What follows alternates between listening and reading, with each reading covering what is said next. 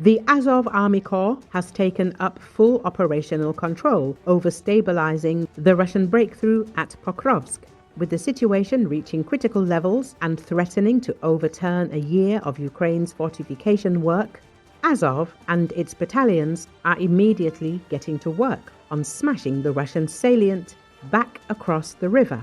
Euromaidan Press media outlet says, as Russians took Ukrainians by surprise, they broke through 18 kilometers deep behind the Ukrainian front line and penetrated through Ukraine's new Donbas Defense line while it was unmanned. However, as the reality of the situation got through to the Ukrainian High Command, they acted quickly and redeployed Ukraine's 1st National Guard Army Corps, led by the famed Azov Brigade at its head. The Russian salient is deep but narrow, enough so that it could be pincered, cut off from reinforcements, and destroyed if the Azov Corps was up to the task, Euromaidan Press says. The recently deployed forces immediately got to work, as the first step was to prevent the Russians from expanding their salient, allowing them to entrench and threaten Ukrainian logistics further on an operational scale.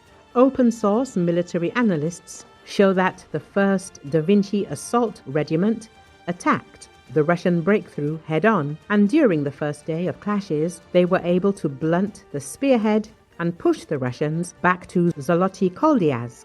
Recent reports from various Russian, Ukrainian and Western military analysts now show that they conducted a follow-up operation the next day and pushed Russians out of the settlement and are overrunning Russian positions up to 4 kilometers below, recapturing the new Donbas defense line in the process. Further south, along the thin Russian salient, elements of the Azov Brigade launched rapid counterattacks on the Russians' left flank, as the 93rd Mechanized Brigade assaulted the Russians from the east. Satellite data shows numerous impact craters of Russian aviation glide bombs all over both sides of the salient, the locations of which indicate the Ukrainian attack was very successful and resulted in the capture of Kutuzivka, with prominent Russian and Ukrainian sources noting Ukrainians have fully encircled the Russians in 2 separate pockets. Euromaidan Press says, possibly realizing their goals were becoming too ambitious, Russians attempted an offshoot maneuver between Rodinsk and Belitsky, hoping to at least achieve an operational encirclement of Pokrovsk as their larger breakthrough was faltering. However, Azov quickly responded to this maneuver as well, rapidly cutting off the Russian axis of advance and eliminating dozens of Russian soldiers.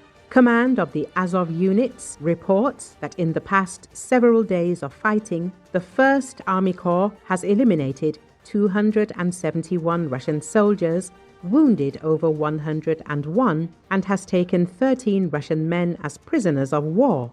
Euromaidan Press says, Ukrainians have curbed the immediate threat of the Russian Dobropilya breakthrough and completed the encirclement of an estimated 800 Russian soldiers, hundreds of whom have already been eliminated in the fighting of the past few days.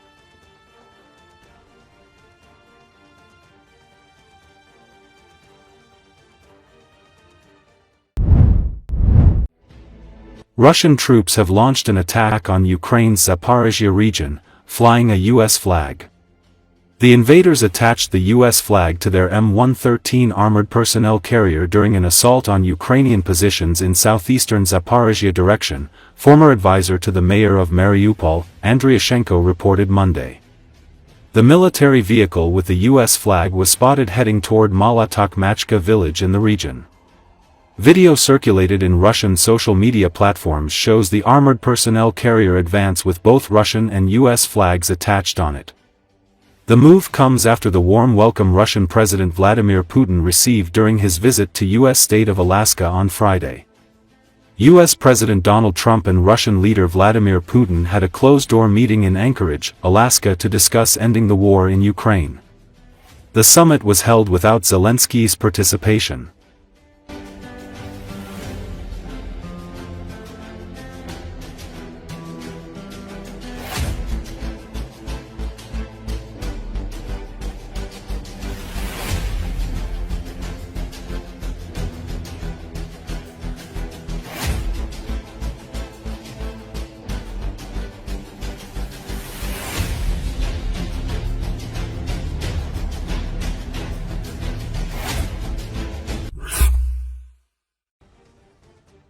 Ukraine will not stop drone attacks on military targets in Russia until Moscow agrees to peace. Sky News reports, citing Brigadier General Yuri Shkigol, who is responsible for drone operations at the main intelligence directorate of the Ukrainian Defense Ministry. Shkigol has led several destructive operations for Russia, causing billions of dollars in damage to the Russian military economy. And gradually, the potential of Ukraine's long-range drones is growing. Sky News notes, the operations will continue if Russia refuses a fair peace and remains on the territory of Ukraine. At first, we had several drones per month capable of hitting targets at a distance of 100 to 250 kilometers. Today, we have drones capable of flying at a distance of 3,000 to 4,000 kilometers, and this is not the limit. It is limited only by fuel supply, which can be increased, Shkigol noted. One of the main focuses of Ukrainian efforts in these operations is attacks on Russian oil refineries. They provide the Russian army with fuel and the Russian budget with money for weapons and cannon fodder. If the refinery is completely destroyed, it will be one of the largest operations carried out so far, said Brigadier General Shkigol. According to him, Ukraine is constantly increasing its potential for drone attacks. This does not bring me pleasure. War can never be a source of pleasure. Each of us has tasks that we could accomplish in peacetime, but this war, long-range strikes against the Russian Federation, does not bring pleasure. However, it benefits the state and harms our enemy, the general added. As reported in recent weeks, Ukraine has noticeably stepped up drone attacks on Russian territory. Thus, on the night of August the 15th, Ukrainian drone operators hit the Syzran oil refinery in the Samara region, one of the largest in Russia. It is noted that the Syzran oil refinery in the Samara region of the Russian Federation, which is one of the largest in the Rosneft system, was damaged. It produces a wide range of fuels, including aviation kerosene, participates in the supply of the Russian armed forces. The target was hit. Fire and explosions were recorded, the General Staff reported.